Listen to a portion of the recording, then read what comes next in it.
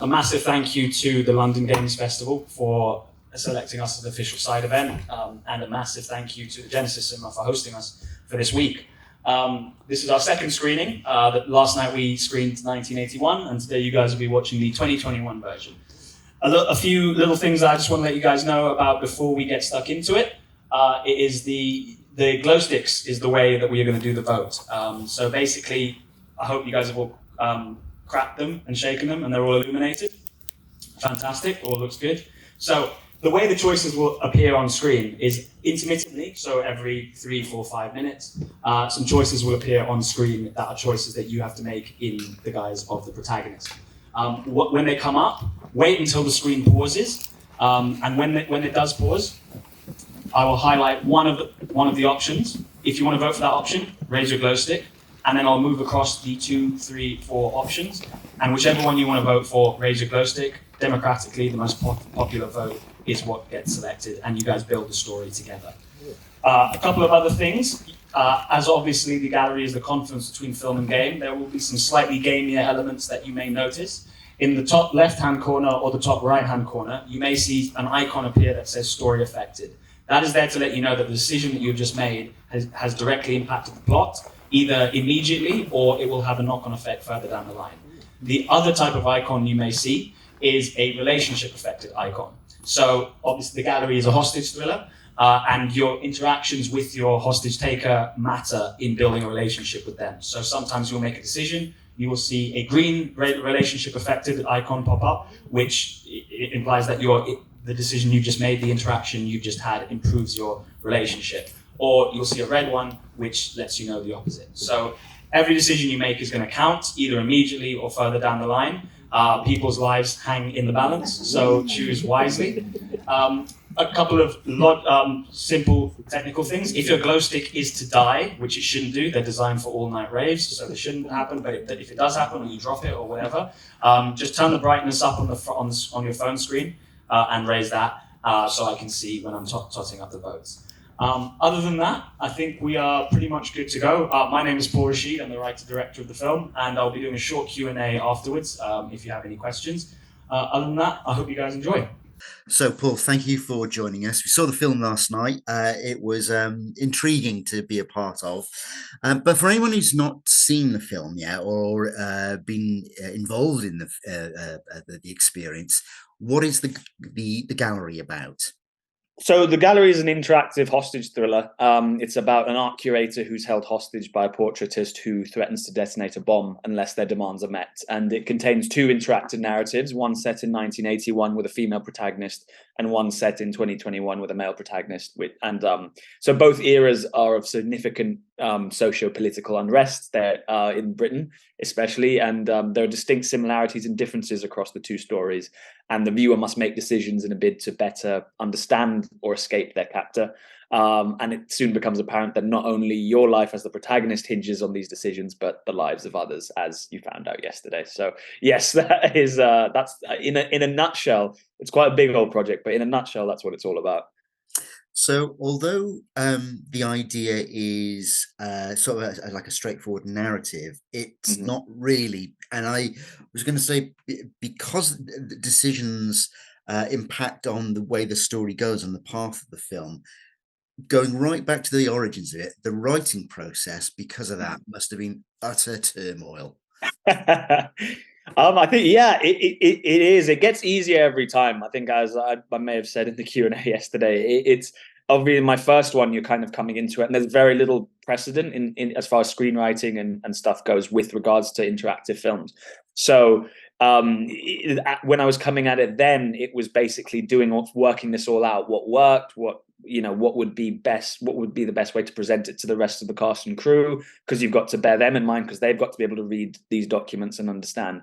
So the gallery is I'm a few projects deep and a few scripts deep. So I kind of had the language understood. So it's just kind of the time of basically building out your story flowchart and then making that into a screenplay as well, which And funny enough, the screenplay reads pretty much like a choose your own adventure book that we read in our youth, which is sort of, at the bottom of the page, turn to page whatever for this option, turn to page that. So it's the same thing. It's just a screenplay, and at the end, it's turn to scene 3 for that, turn to scene 4 for that, turn to scene 5 for that. So that's kind of it's just quantity really once you know the language.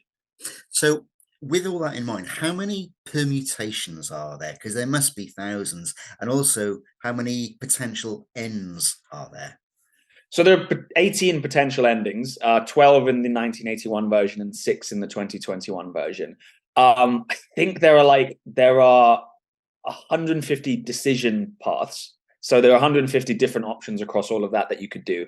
But then once you get into the permutations of how many unique combinations you could have with all those different branches floating around, it must be in the thousands. I actually don't have a figure. I should put it through some kind of generator to get a figure for that, which could be quite interesting. But I haven't got that yet. I was going to say there must be an algorithm which work out. Yeah, there are umpteen thousands or hundreds of thousands, tens of thousands of outcomes for this. What did intrigue me? The last night I saw the 2021 version, but what was the thought process between having a 1981 version and a 2021 version, rather than just make it simple for yourself and make it one?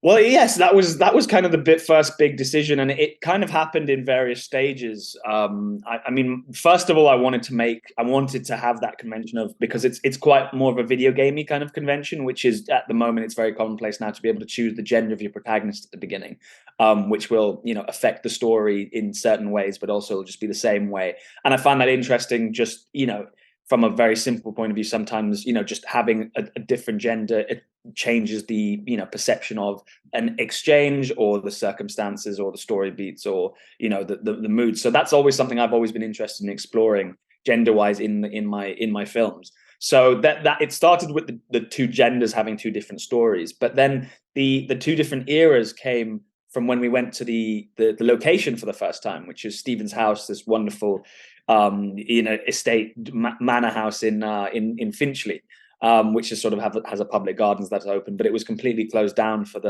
during lockdown, and we just shot there and set up camp there. So I went there for our initial recce, and I was just looking around the place, and I was like, some elements of it look incredible, and they look like time capsules that you could be in the 80s or the 70s or the 60s, and I'm sure it looked very similar to what it does now.